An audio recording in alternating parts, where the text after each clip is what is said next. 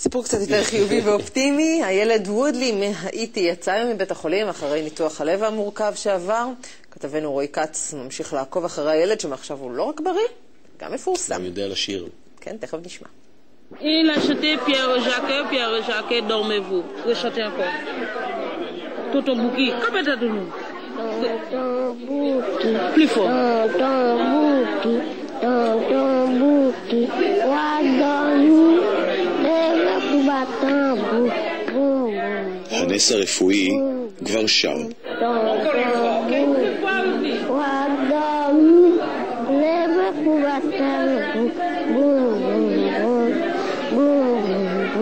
מי היה מאמין שרק לפני כחודש היה וודלי בסכנת חיים. הילד בן 6 מהאיטי שעבר ניתוח לב בישראל עזב השבוע את בית החולים ומעתה הוא מתגורר בבית הילדים של עמותת הצל ליבו של ילד באזור. עדיין במעקב רפואי צמוד, עדיין אין תאריך לחזרה לפורטו פרנס.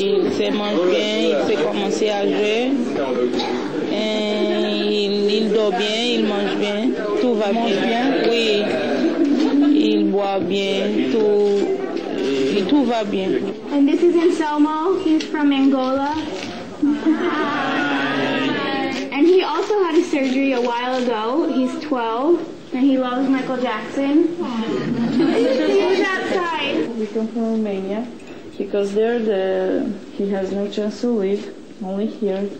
The surgery here can save his life. חוץ מוודלי נמצאים כרגע בארץ עוד 25 ילדים מרחבי העולם שמתאוששים וממתינים לניתוח בחסותו החמה של הארגון.